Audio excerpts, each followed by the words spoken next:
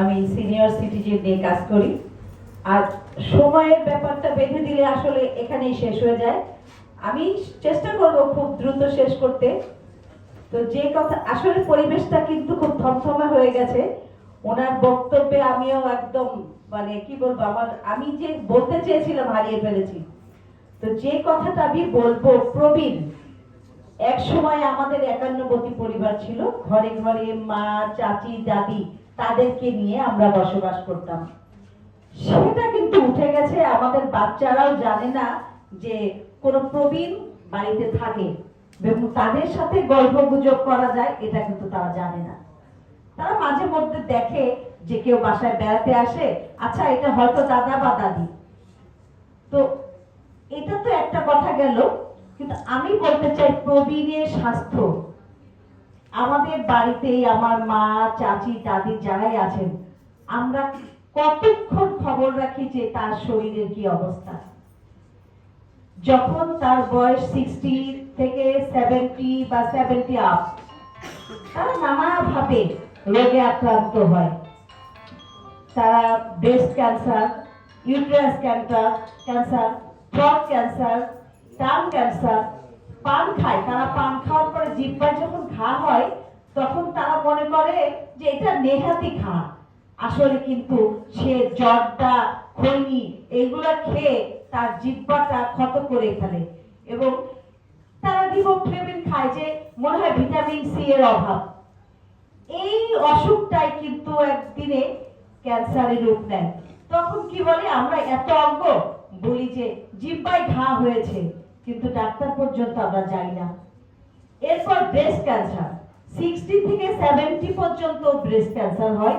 বলে একটা ফোড়া হয়েছে, এই ফোড়াটা হয়তো বা একটা ওষুধ হয় হোমিওপ্যাথিক বা অ্যালোপ্যাথিক দেখতে পারো, অথবা তুকমা জাতীয় জিনিস লাগিয়ে দাও, ফেটে যাবে, ব্যাস কিওর হয়ে যাবে।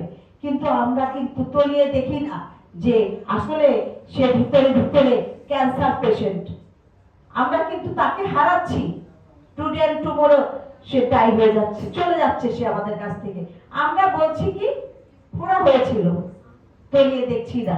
এই যে ইউটেরাস ক্যান্সার, গ্রামে অনেক অজ্ঞ লোক আছে যারা নোংরা এক কিছু মানে আমার এক আপা বলে গেছেন যে কেন আমাদের সময় তো কাপড় ইউজ করছে। অবশ্যই আমার মা চাচিরা কাপড় ইউজ করেছে, কিন্তু এই কাপড় ইউজ তারা যখন করেছে তাদের মধ্যে একটা পরিচ্ছন্নতাও মনে হয়েছিল। কারণ আমার মা চাচির তো ক্যান্সারে ভোগেনি, আমার মা চাচির তো ইউটেরাসে প্রবলেম হয়নি। কিন্তু এখন গ্রামে গঞ্জে এটা প্রবণতা বেড়েছে। আমি কিছুদিন আগে গ্রামে গিয়েছিলাম, প্রায় 4-5 জনকে শুনেছি ইউটেরাস ক্যান্সার এসে মারা গেছে। তো অল্প বয়সে, কারো বা 40-45। তো নিশ্চয়ই এই যে টয়লেটের কথা বলা হয়েছে, আমাদের পাবলিক টয়লেট, আমাদের এমপি আপা ছিলেন তখন, আমি যদি বলতে পারতাম ওনাকে যে আমাদের এই ব্যবস্থাগুলো করা হোক, জায়গায় জায়গায় গাড়ি থামিয়ে যাতে পাবলিক টয়লেট ইউজ করতে পারে এবং সেখানে লোক থাকুক, আমরা টাকা দিয়ে আমরা সেটা ইউজ করব। আজকে ইউরিন ইনফেকশন হচ্ছে। ইউরিন ইনফেকশন কেন হচ্ছে? আমরা এটাকে চাপিয়ে রাখছি। আমরা সারা দিন যাচ্ছি না টয়লেটে। কোথায় যাব? নোংরা নোংরা টয়লেট ইউজ করলে আমাদের ইউরিন ইনফেকশন আরো দ্বিগুণ বাড়বে। তো সেই ক্ষেত্রে আমি আরেকটা কথা বলি, এই যে আমাদের প্রবীণ নিয়ে আমরা এত চিন্তা করি। আজকে আমাদের ডক্টর আপা যখন এখান থেকে নিচে নামতে যাচ্ছিলেন, এই যে দেখেন সমতা, এটা তো একটা প্রবীণের জন্য না। আমরা চাই এই স্টেজটাও যাতে সমতল হয়, কাউকে উঠানামা করতে যেও যাতে কারো সাহায্য না নিতে হয়। আজকে বড় বড় শপিং মল গুলোতে দেখা যায় সিঁড়ি বেয়ে উঠতে হচ্ছে, তারপরে লিফট। আমরা আরঙের মতো যদি জায়গায় যাই, জসীমউদ্দিনের আরঙে আমাদের অনেকগুলো সিঁড়ির ধাপ পেরিয়ে আমাদের লিফটে উঠতে হয়। ওয়াই? প্রবীণরা কোথায় যাবে? প্রবীণ কি শপিং মলে যেতে ইচ্ছা করে না? প্রবীণদের জন্য আপনারা কি করেছেন? আমরা বলতে গেলে কিন্তু অনেক অনেক কথা বের হয়ে আসে। আজ আপনারা যারা স্টেজে ছিল ওনারা থাকলে হয়তো আমার এই কথাগুলোকে ওনারা কিছুটা হলে প্রাধান্য দিত, যে প্রবীণের জন্য আপনারা সুবিধা করেন।